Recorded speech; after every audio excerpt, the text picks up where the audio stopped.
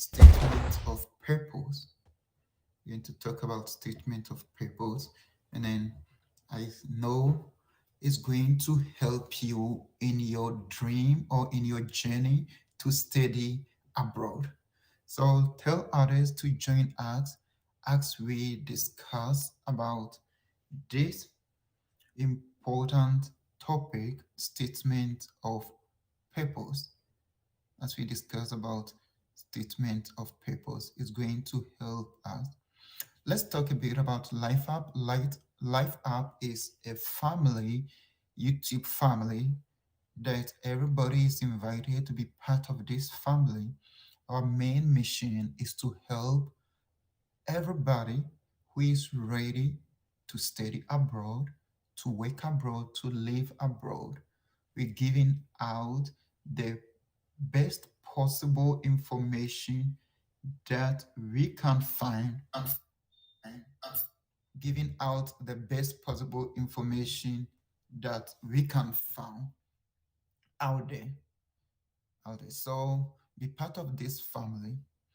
If this is the first time you are hearing of Life App, please do well to subscribe and then hit the notification button because we put out information every day.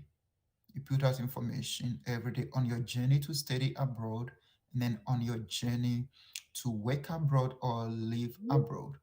Today we're looking at statement of purpose.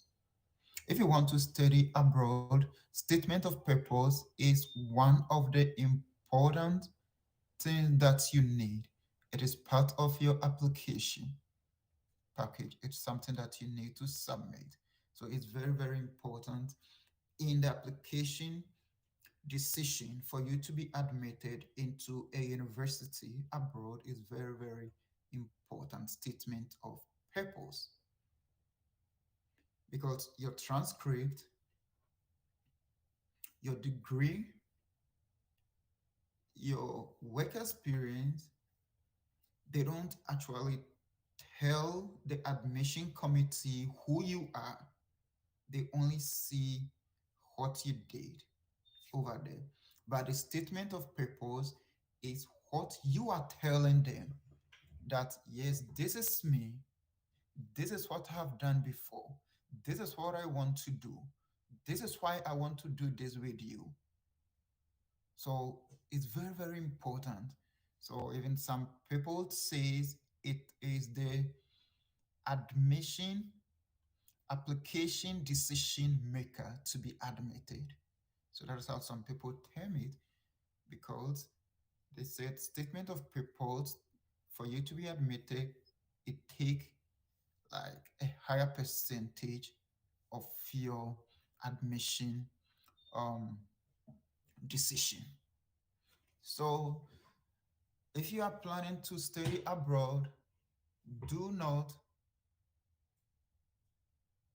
take the statement of purpose as anything that you write anyhow.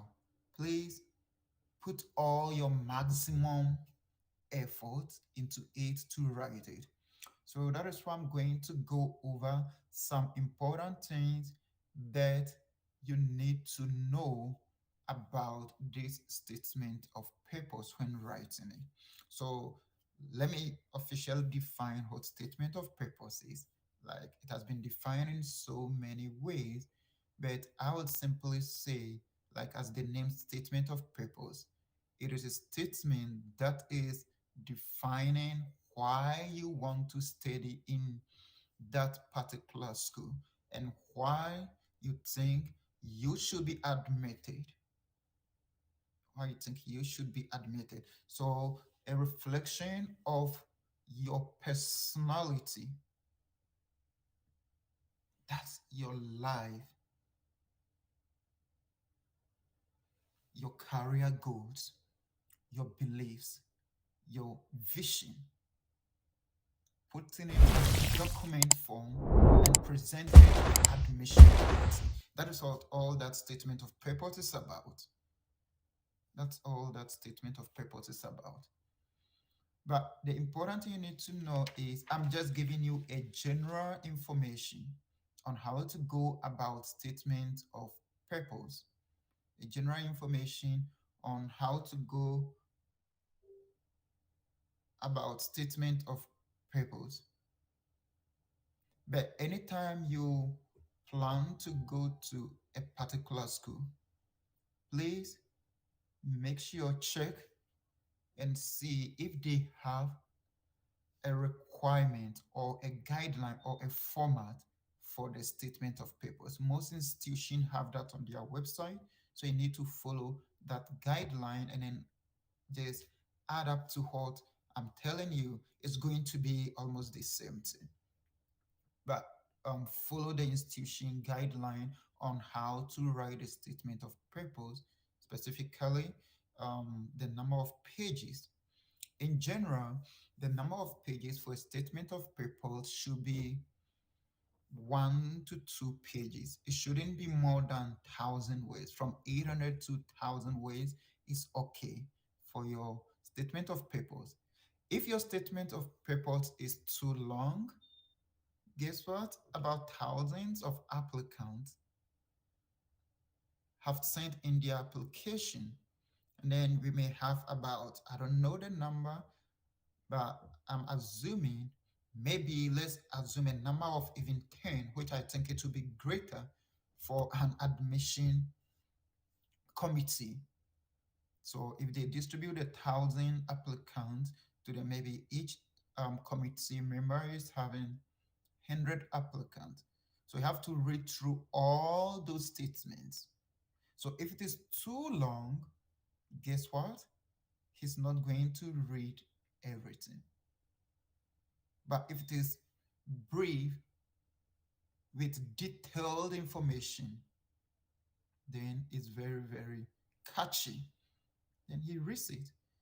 You know, if you have taught before, if you are reading a script from your student, and then you see from the beginning, you take the script, and then from the beginning, it is boring.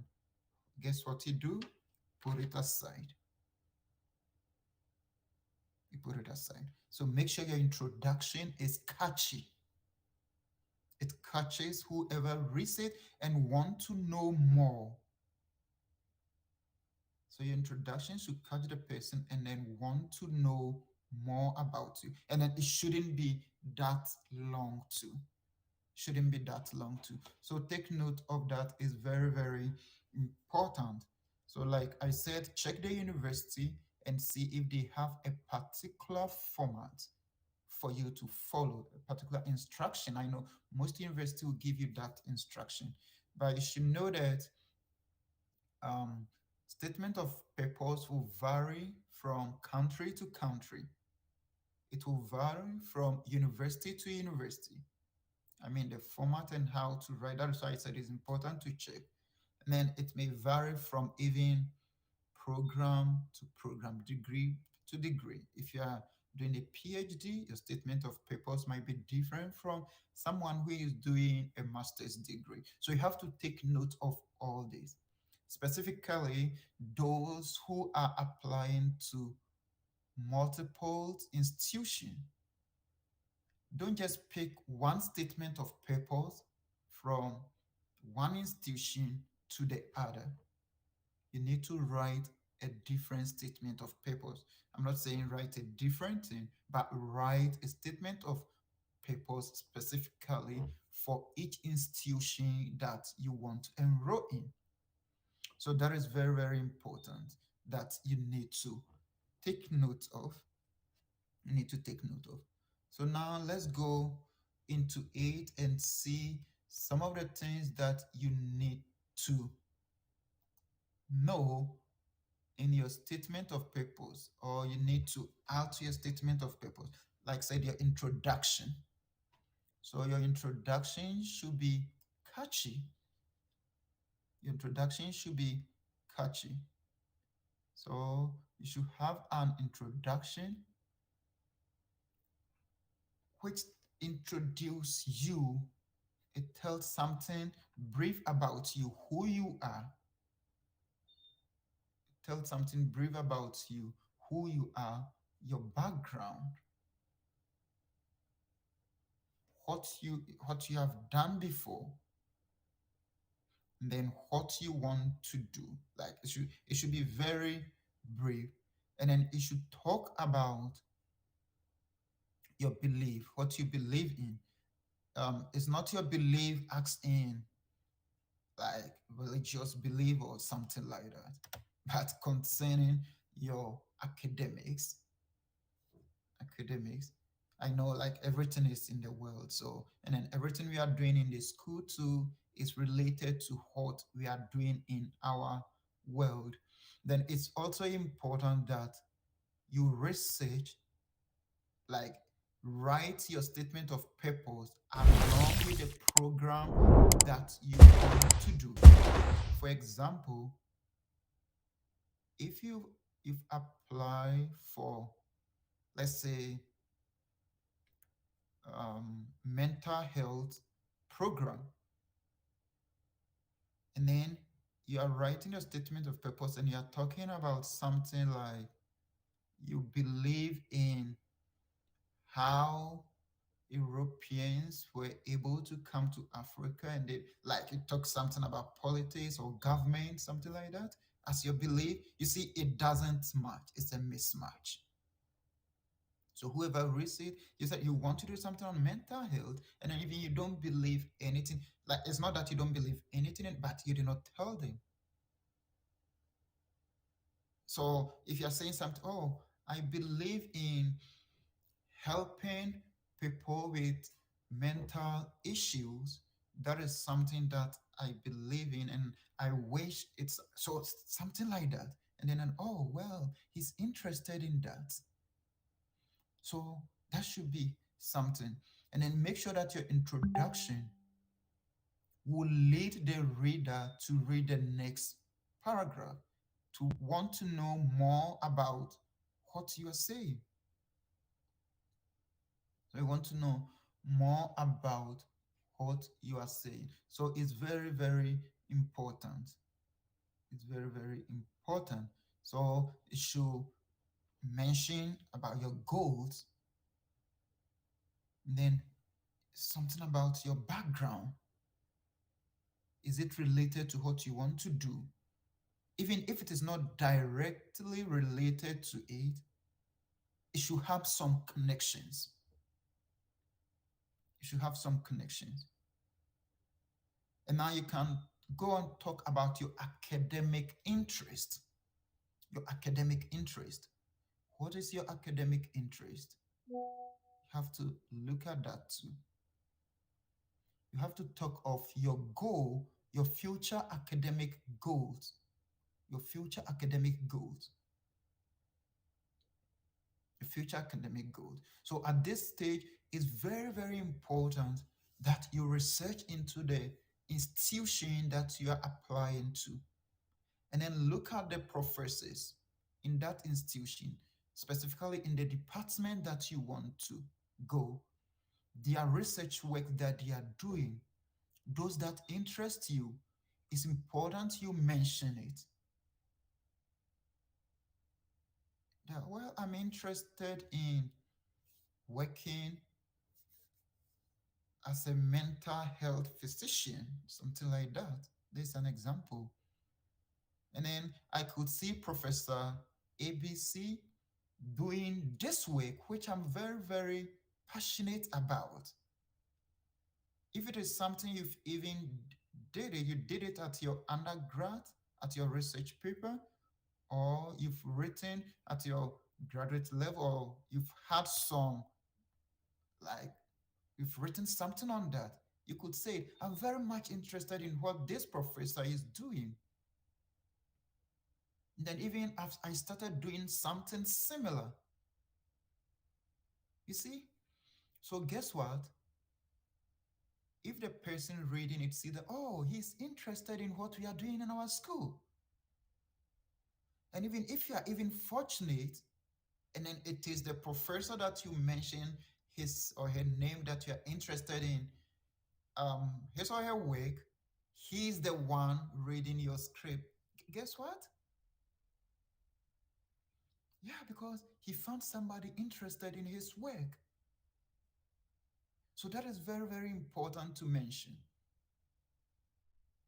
You find somebody who is actually doing a research way. Graduate study is 90% research, if not 99%. It's 90% research. Have to read, dig for information, analyze them, put them together, solve a problem. So you have started doing that. Well, so he's somebody who can help us at this department because he actually likes reading. And even look, he's interested in what we are doing already. We need to get him on board. That is how it works. So that is very important. That is very important.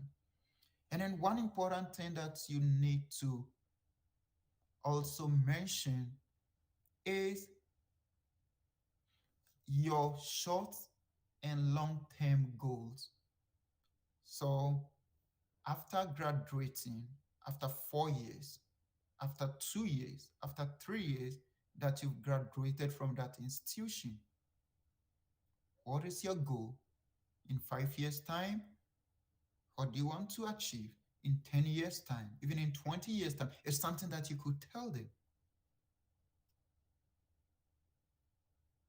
something that you could tell them in your statement of purpose.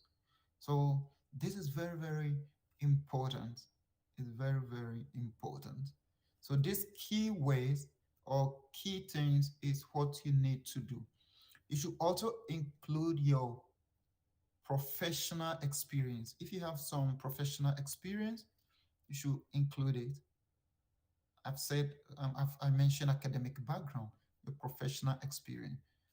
In some of my previous videos, I mentioned of we should make sure we have all our research papers that we did from our diploma, our degree, if you have done a master's, and for research paper, we should have them. If even not a full, we should have the topic, the abstract of it. So you could just mention it. But remember, I said it should be 800 to 1,000 ways. So it's not that you're going to write all your abstract there or something. That might even be more than 1,000 ways. But you should mention them. Well, this is my academic background. I've worked on this topic before.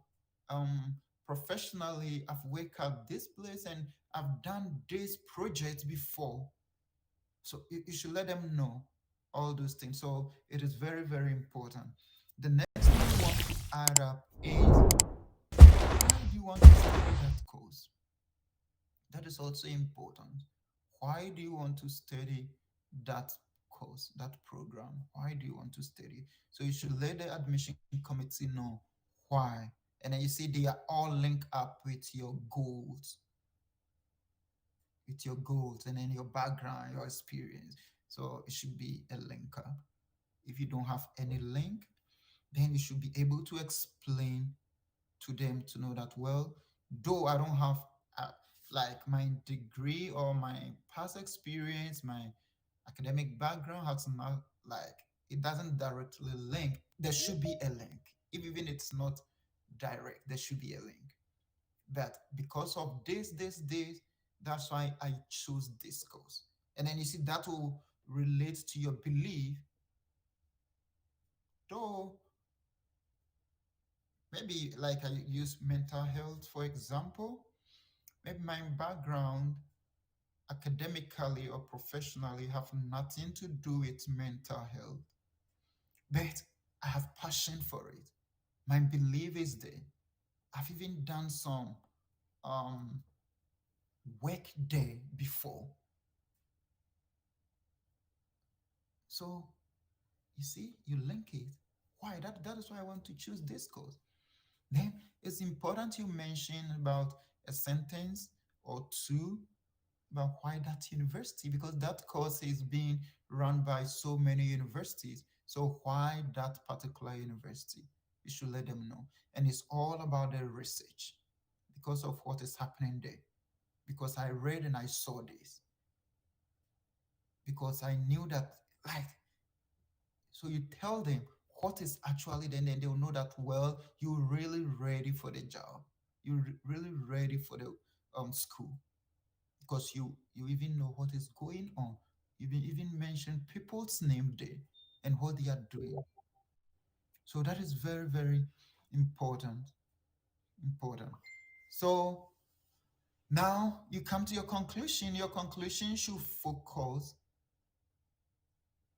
on like a summary of all that you've said, and then your preparedness for the challenge that may come your way. Then the preparedness for the challenge that may come your way. So it's very, very important. So I'm not going to talk long on this. This is how the SOP, statement of purpose, go. Some school may ask you personal statement, motivational letter.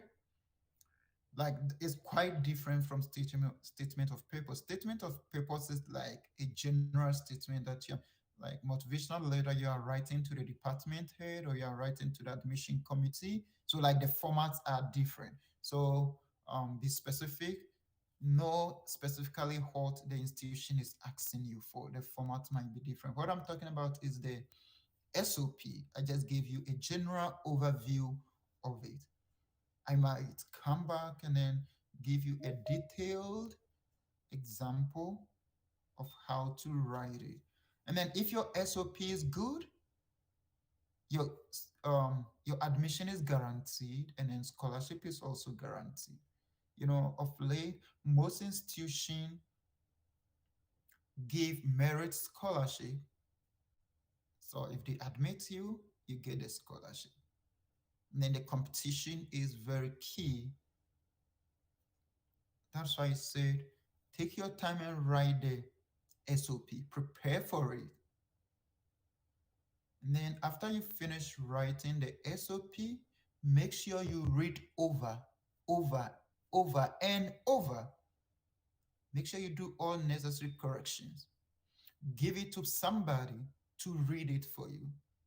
Those who have done English, those who have major in English, give it to them to edit it for you, because you don't want to have any grammatical error in there. Or even some people even pay professionals to edit their SOP for them. There's nothing wrong with that, because if your SOP contain grammatical errors and some errors in it, then it doesn't speak well of you to the admission committee. And I know that a lot of students have applied. So make sure you are doing all those things.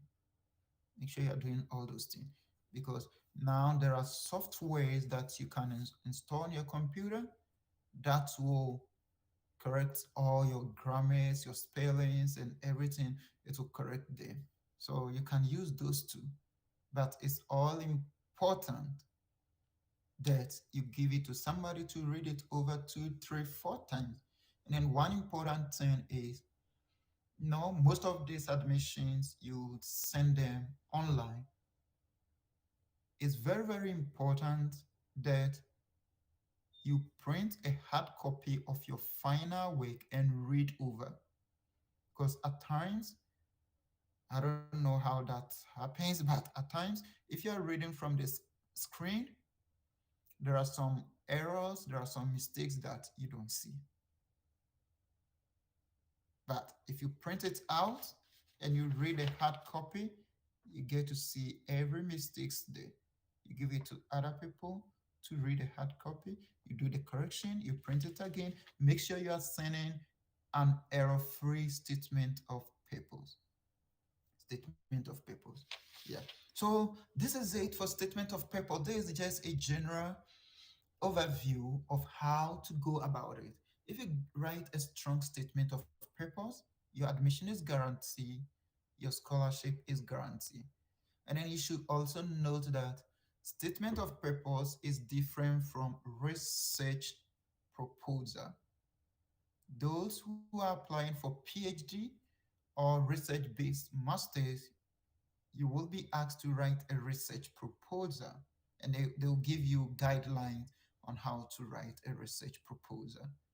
And then mostly that will be the topic that your research topic that you'll be writing on. But that gets to change when admitted, and you can change it when you're admitted.